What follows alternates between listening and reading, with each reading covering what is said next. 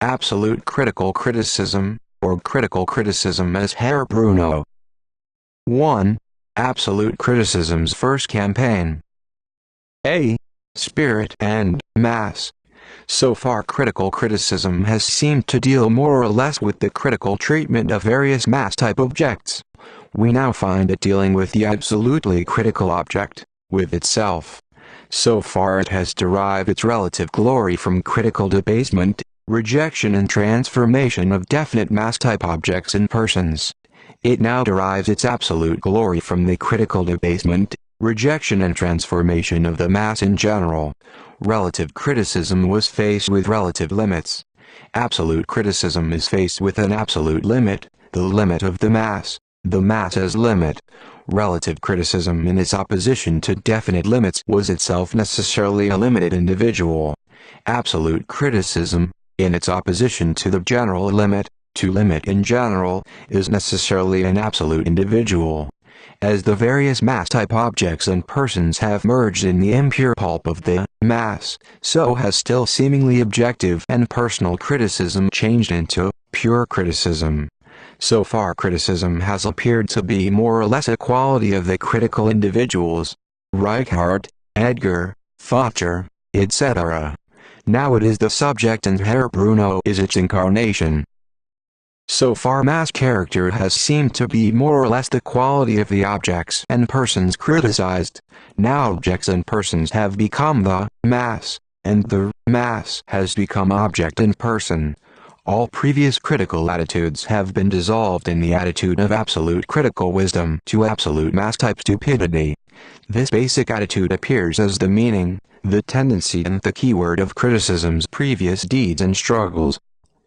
In accordance with its absolute character, pure criticism, as soon as it appears, will pronounce the differentiating Q. Nevertheless, as absolute spirit it must go through a dialectical process. Only at the end of its heavenly motion will its original concept be truly realized. See Hegel, Encyclopedia. Only a few months ago, absolute criticism announces, the mass believed itself to be of gigantic strength and destined to world mastery within a time that it could count on its fingers. It was precisely Herr Bruno Bauer, in Die gute Sache der Freiheit, the good cause of freedom, his own cause, of course, in Die Judenfrage, 22 etc., who counted on his fingers the time until the approaching world mastery, although he admitted he could not give the exact date. To the record of the sins of the mass he adds the mass of his own sins. The mass thought itself in possession of so many truths which seemed obvious to it, but one possesses a truth completely only when one follows it through its proofs. For Herr Bauer, as for Hegel, truth is an automaton that proves itself. Man must follow it. As in Hegel, the result of real development is nothing but the truth proven, i.e., brought to consciousness. Absolute criticism may therefore ask with the most narrow-minded theologian, what would be the purpose of history if its task were not precisely to prove these simplest of all truths, such as the movement of the earth round the sun?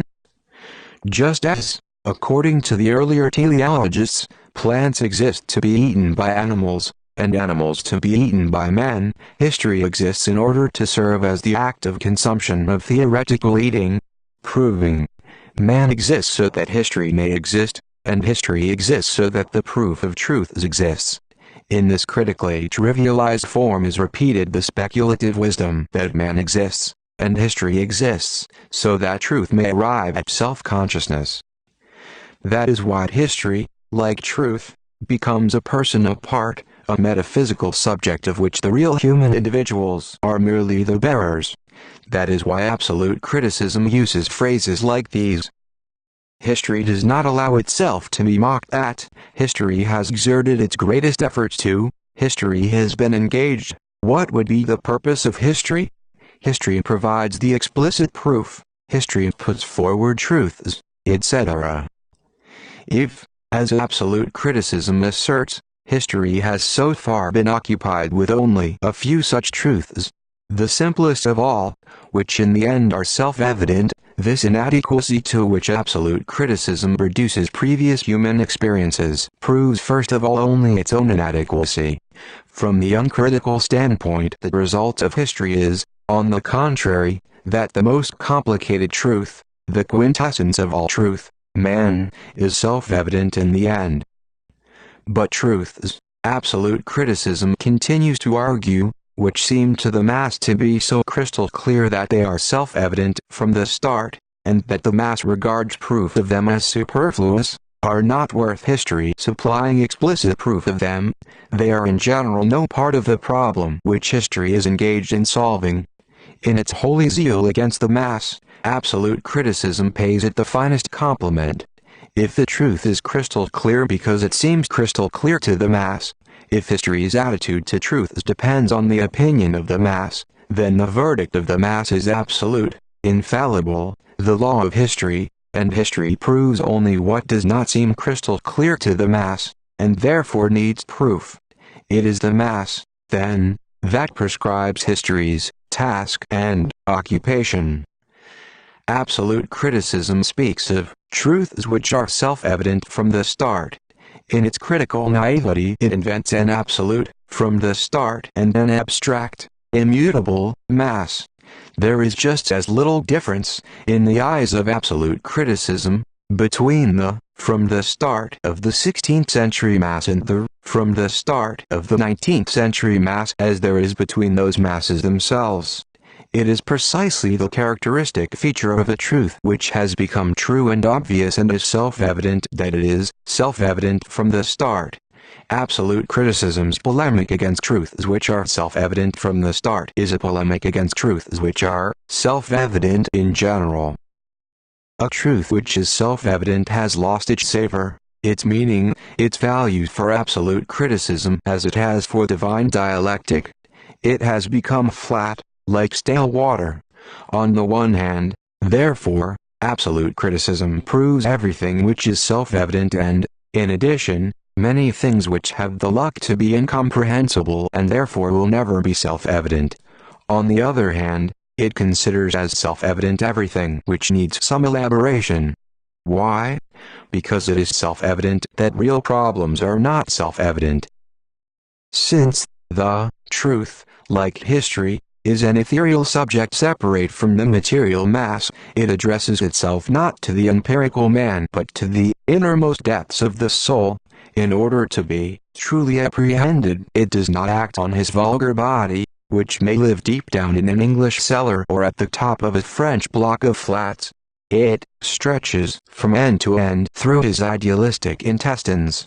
Absolute criticism does certify that the mass has so far in its own way, i.e., superficially, been affected by the truths that history has been so gracious as to put forward, but at the same time it prophesies that the attitude of the mass to historical progress will completely change. It will not be long before the mysterious meaning of this critical prophecy becomes crystal clear to us.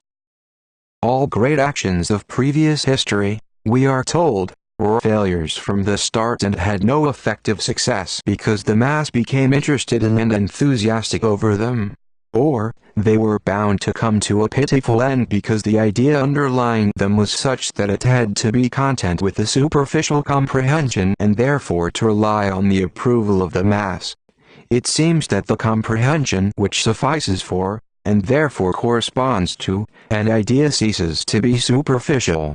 It is only for appearance's sake that Herr Bruno brings out a relation between an idea and its comprehension, just as it is only for appearance's sake that he brings out a relation between unsuccessful historical action and the mass. If, therefore, absolute criticism condemns something as superficial, it is simply previous history, the actions and ideas of which were those of the masses.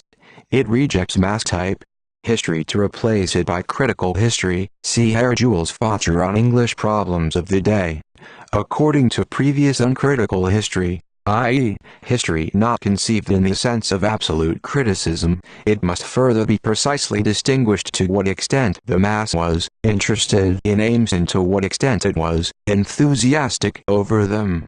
The idea always disgraced itself insofar as it differed from the interest. On the other hand, it is easy to understand that every mass type interest that asserts itself historically goes far beyond its real limits in the idea or imagination when it first comes on the scene and is confused with human interest in general. This illusion constitutes what Fourier calls the tone of each historical epoch.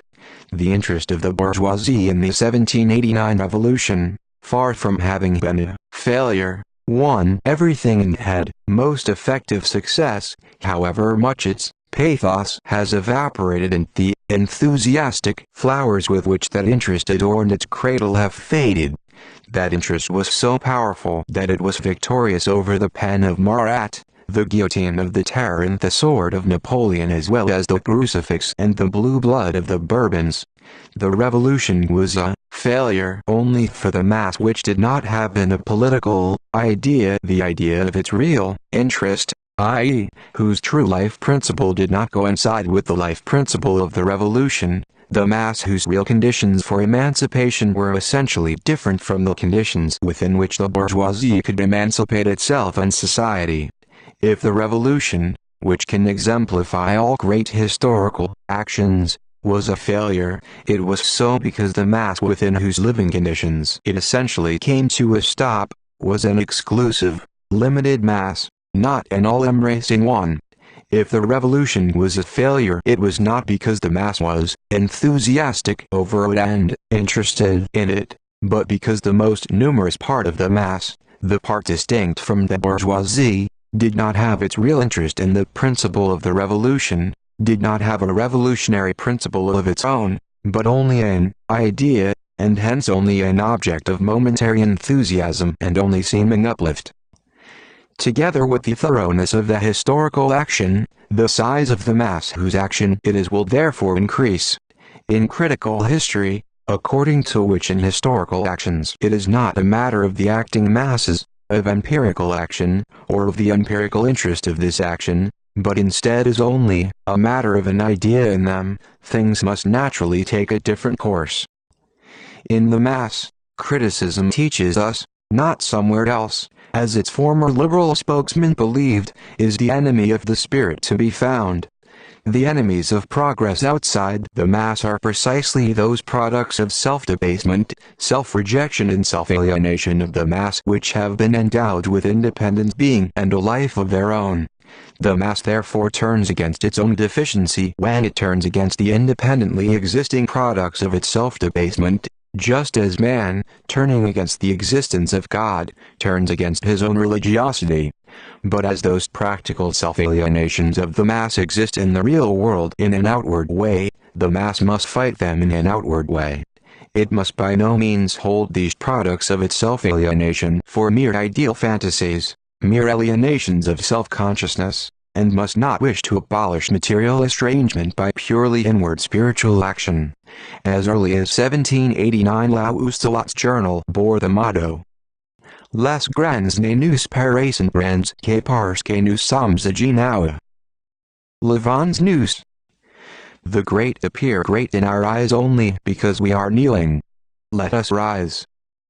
But to rise it is not enough to do so in thought and to leave hanging over one's real sensuously perceptible head the real sensuously perceptible yoke that cannot be subtilized away with ideas. Yet absolute criticism has learned from Hegel's phenomenology at least the art of converting real objective chains that exist outside me into merely ideal, merely subjective chains, existing merely in me, and thus of converting all external sensuously perceptible struggles into pure struggles of thought. This critical transformation is the basis of the pre-established harmony between critical criticism and the censorship. From the critical point of view, the writer's fight against the censor is not a fight of man against man. The censor is nothing but my own tact personified for me by the solicitous police, my own tact struggling against my tactlessness and uncriticalness. The struggle of the writer with the censor is only seemingly, only in the eyes of wicked sensuousness, anything else than the inner struggle of the writer with himself. Insofar as the censor is really individually different from myself, a police executioner who mishandles the products of my mind by applying an external standard alien to the matter in question. He is a mere mass-type fantasy, an uncritical figment of the brain. When Feuerbach's The Censor reformed her philosophy, 23 were prohibited by the censorship. It was not the official barbarity of the censorship that was to blame but the uncultured character of Feuerbach's The Cen. Pure criticism, unsullied by mass or matter, too, has in the censor a purely ethereal form, divorced from all mass-type reality. Absolute criticism has declared the mass to be the true enemy of the spirit. It develops this in more detail as follows. The spirit now knows where to look for its only adversary, in the self-deception and the pithlessness of the mass. Absolute criticism proceeds from the dogma of the absolute competency of the spirit.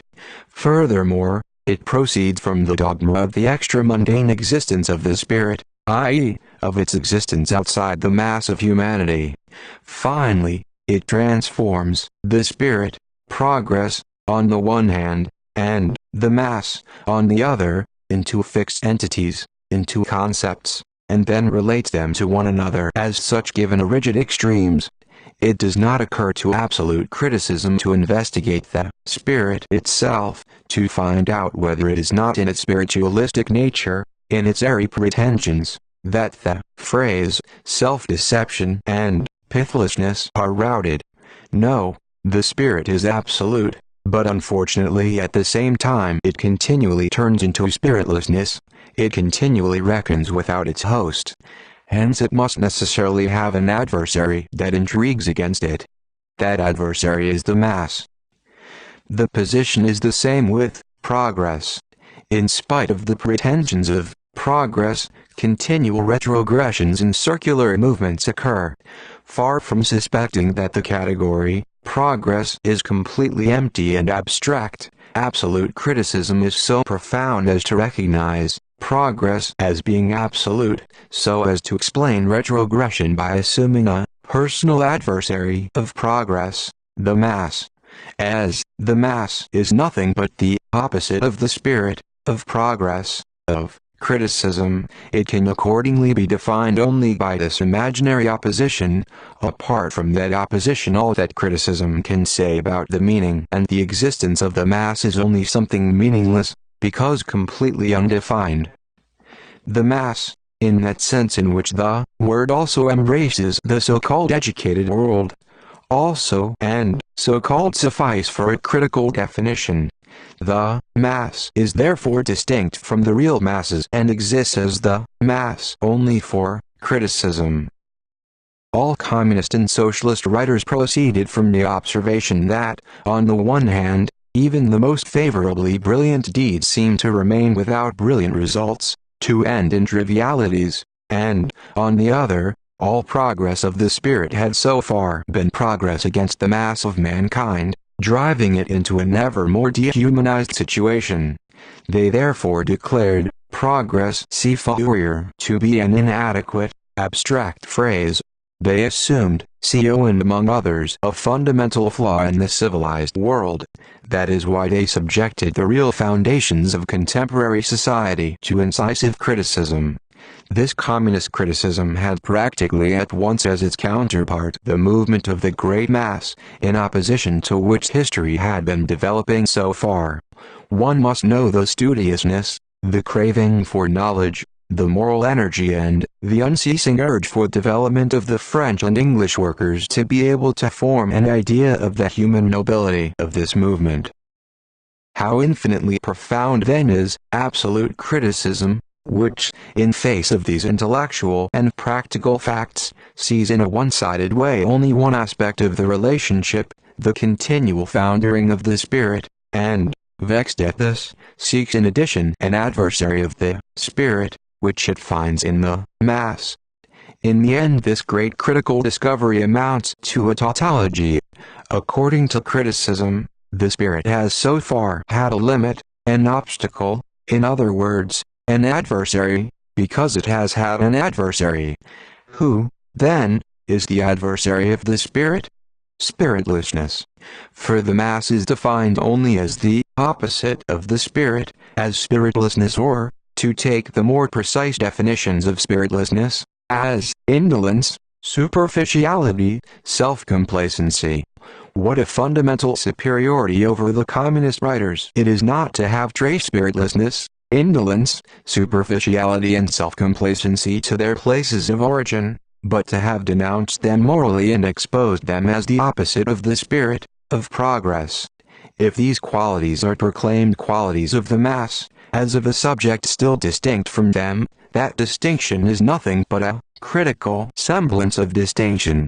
Only in appearance has absolute criticism a definite concrete subject besides the abstract qualities of spiritlessness, indolence, etc., for the mass in the critical conception is nothing but those abstract qualities, another word for them, a fantastic personification of them. The relation between spirit and mass has, however, also a hidden meaning which will be completely revealed in the course of the reasoning. We only indicate it here. That relation discovered by Herr Bruno is, in fact, nothing but a critically caricatured consummation of Hegel's conception of history, which, in turn, is nothing but the speculative expression of the Christian Germanic dogma of the antithesis between spirit and matter, between God and the world. This antithesis finds expression in history, in the human world itself in such a way that a few chosen individuals as the active spirit are counterposed to the rest of mankind, as the spiritless mass, as matter. Hegel's conception of history presupposes an abstract or absolute spirit which develops in such a way that mankind is a mere mass that bears the spirit with a varying degree of consciousness or unconsciousness. Within empirical, exoteric history, therefore Hegel makes a speculative, esoteric history, develop. The history of mankind becomes the history of the abstract spirit of mankind, hence a spirit far removed from the real man.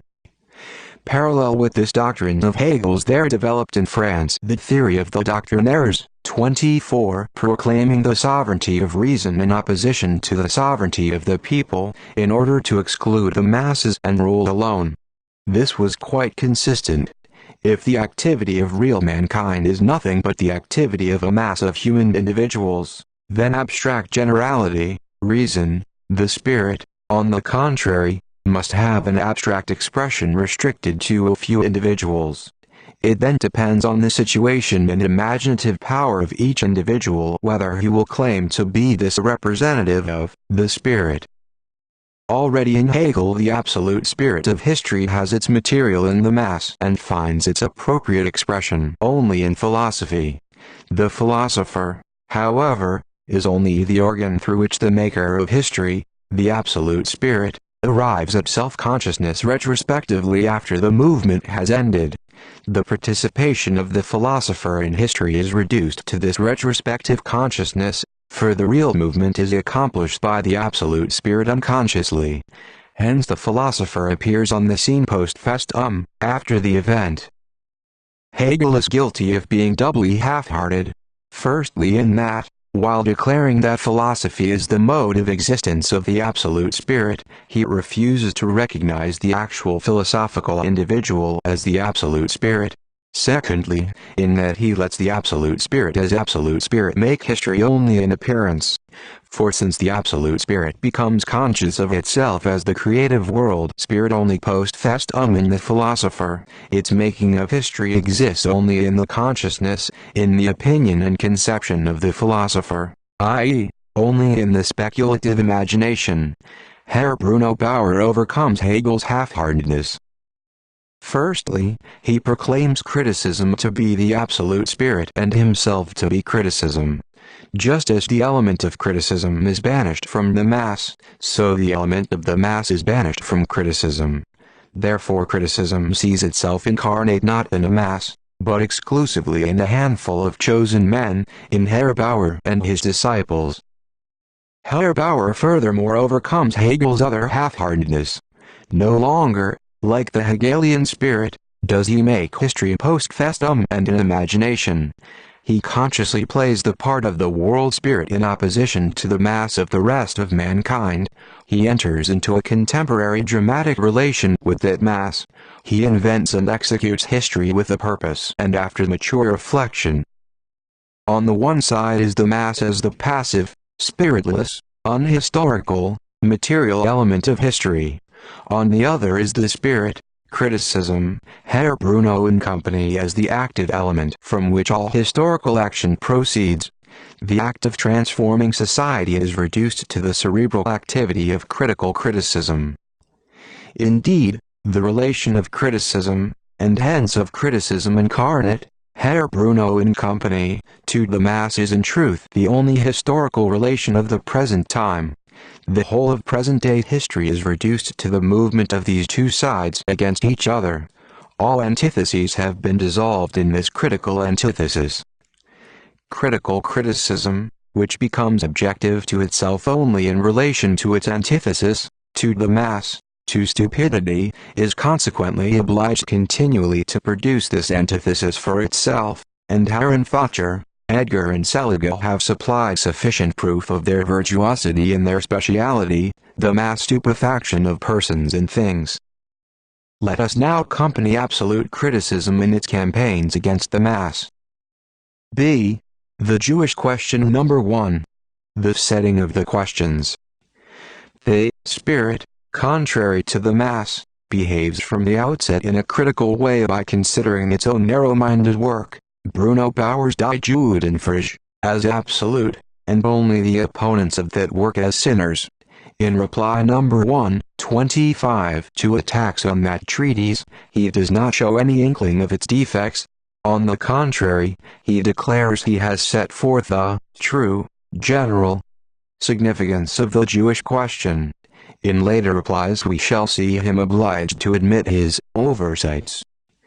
The reception my book has had is the beginning of the proof that the very ones who so far have advocated freedom, and still advocate it, must rise against the spirit more than any others. The defense of my book which one am now going to undertake will supply further pond how thoughtless the spokesmen of the mass are. They have God knows what a great opinion of themselves for supporting emancipation and the dogma of the rights of man.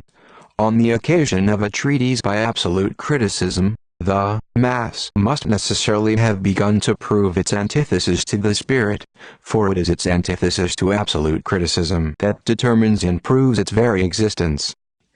The polemic of a few liberal and rationalist Jews against Herr Bruno's Die Judenfrage has naturally a critical meaning quite different from that of the mass-type polemic of the liberals against philosophy and of the rationalists against Strauss. Incidentally, the originality of the above-quoted remark can be judged by the following passage from Hegel. We can here note the particular form of bad conscience manifest in the kind of eloquence with which that shallowness of the liberals plumes itself, and first of all in the fact that it speaks most of spirit where its speech has the least spirit, and uses the word life, etc., where it is most dead and withered. G.W.F. Hegel, Grundlinien der Philosophie directs. Vari. As for the rights of man, it has been proved to Herr Bruno, on the Jewish question, Deutsch-Französische Jahrbucher, that it is, he himself, not the spokesman of the mass, who has misunderstood and dogmatically mishandled the essence of those rights. Compared to his discovery that the rights of man are not inborn, a discovery which has been made innumerable times in England during the last 40-odd years, Fourier's assertion that the right to fish, to hunt, etc., are inborn rights of men is one of genius. We give only a few examples of Herr Bruno's fight against Philipson, Hirsch and others. Even such poor opponents as these are not disposed of by absolute criticism. It is by no means preposterous of Herr Philipson, as absolute criticism maintains, to say, Bauer conceives a peculiar kind of state, a philosophical ideal of a state. Herr Bruno, who confuses the state with humanity, the rights of man with man and political emancipation with human emancipation, was bound, if not to conceive, at least to imagine a peculiar kind of state, a philosophical ideal of a state. Instead of writing his labored statement, The rhetorician Herr Hirsch would have done better to refute my proof that the Christian state, having as its vital principle a definite religion, cannot allow adherents of another particular religion complete equality with its own social estates. Had the rhetorician Hirsch really refuted Herr Bruno's proof and shown, as is done in the Deutsch-Französische Jahrbuch, that the state of social estates and of exclusive Christianity is not only an incomplete state but an incomplete Christian state, Herr Bruno would have answered as he does to that refutation. Objections in this matter are meaningless. 26. Herr Hirsch is quite correct when in answer to Herr Bruno's statement. By pressure against the mainsprings of history, the Jews provided counter-pressure. He recalls, then they must have counted for something in the making of history, and if Bauer himself asserts this, he has no right to assert, on the other hand, that they did not contribute anything to the making of modern times. Herr Bruno answers, an eyesore is something too. Does that mean it contributes to develop my eyesight? Something which has been an eyesore to me from birth, as the Jews have been to the Christian world, and which persists and develops with the eye is not an ordinary sore, but a wonderful one that really belongs to my eye and must even contribute to a highly original development of my eyesight. The critical eyesore does not therefore hurt the rhetorician, Hirsch. Incidentally, the criticism quoted above revealed to Herr Bruno the significance of Jewry in the making of modern times. The theological mind of absolute criticism feels so offended by a deputy of the Rhenish Landtag stating that the Jews are queer in their own Jewish way, not in our so-called Christian way, that it is still calling him to order for using that argument. Concerning the assertion of another deputy that civil equality of the Jews can be implemented only where Jewry no longer exists, Herr Bruno comments. Correct. That is correct if criticism's other proposition, which one put forward in my treatise, is not omitted, namely the proposition that Christianity also must have ceased to exist. We see that in its reply number 1 to the attacks upon Die Judenfrage, absolute criticism still regards the abolition of religion, atheism, as the condition for civil equality. In its first stage it has therefore not yet acquired any deeper insight into the essence of the state than into the oversights of its work. Absolute criticism feels offended when one of its intended, latest scientific discoveries is betrayed as something already generally recognized. A Rhenish deputy remarks, no one has yet maintained that France and Belgium were distinguished by particular clarity in recognizing principles in the organization of their political affairs. Absolute criticism could have objected that that assertion transferred the present into the past by representing as traditional the now trivial view of the inadequacy of French political principles. Such a relevant objection would not be profitable for absolute criticism. On the contrary, it must assert the obsolete view to be that at present prevailing, and proclaim the now prevailing view a critical mystery which its investigation still has to reveal to the mass. Hence it must say, the antiquated prejudice has been asserted by very many of the mass, but a thorough investigation of history will provide the proof that even after the great work done by France to comprehend the principles, much still remains to be achieved. That means that a thorough investigation of history will not itself achieve the comprehension of the principles. It will only prove in its thoroughness that much still remains to be achieved. A great achievement, especially after the works of the socialists. Nevertheless, Herr Bruno already achieves much for the comprehension of the present social state of things by his remark. The certainty prevailing at present is uncertainty.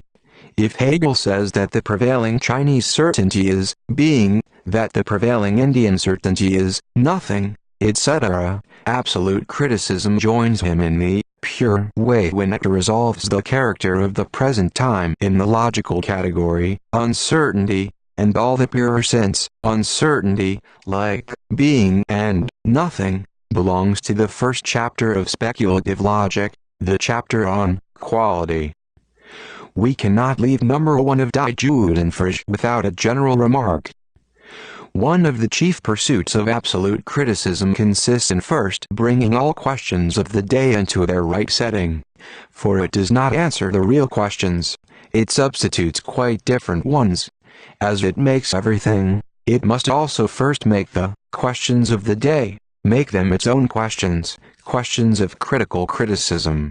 If it were a question of the Code Napoleon, it would prove that it is properly a question of the Pentateuch. 27. Its setting of questions of the day is critical distortion and misrepresentation of them. It thus distorted the Jewish question, too, in such a way that it did not need to investigate political emancipation, which is the subject matter of that question, but could instead confine itself to a criticism of the Jewish religion and a description of the Christian Germanic state. This method, too, like all absolute criticism's originalities, is the repetition of a speculative verbal trick.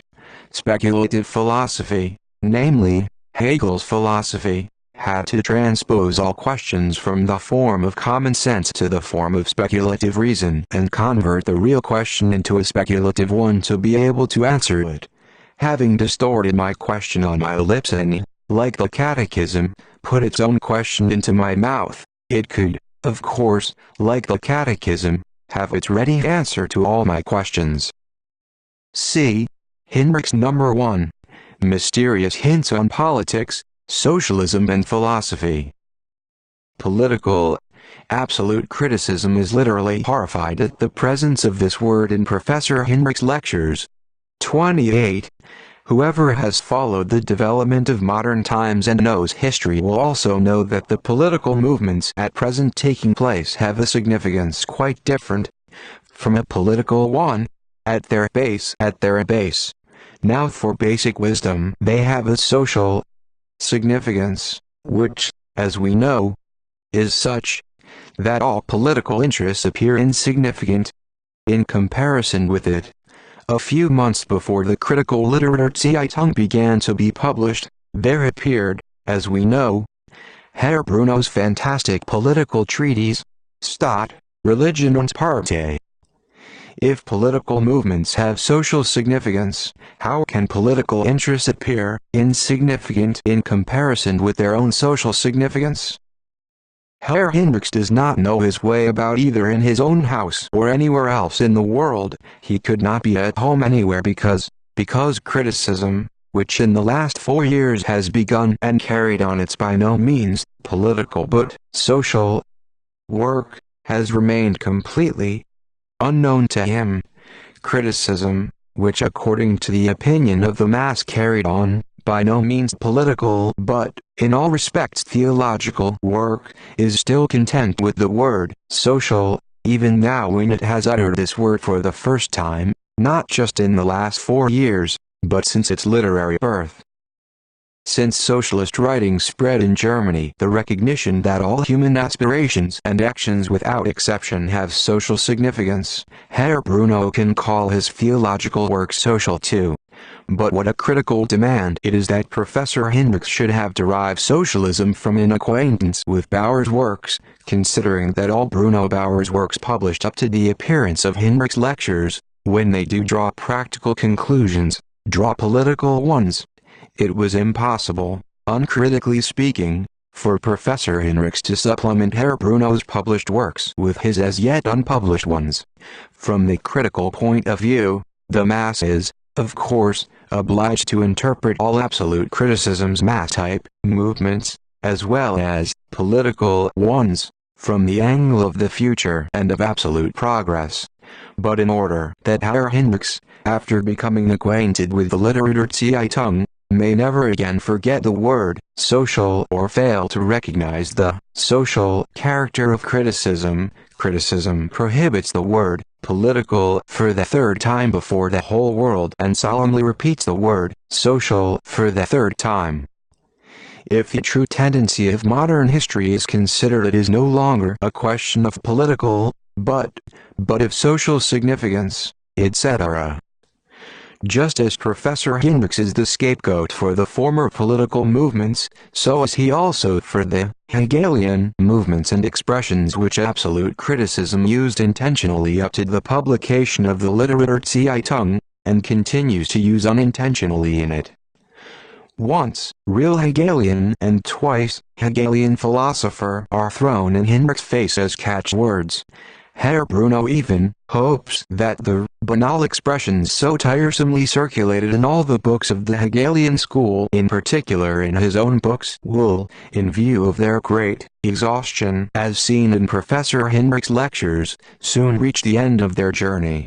From the exhaustion of Professor Hinrichs, Herr Bruno hopes for the dissolution of Hegel's philosophy and thereby his own redemption from it. Thus in its first campaign absolute criticism overthrows its own long-worshipped gods, politics and philosophy, declaring them idols of Professor Hinrichs. Glorious first campaign.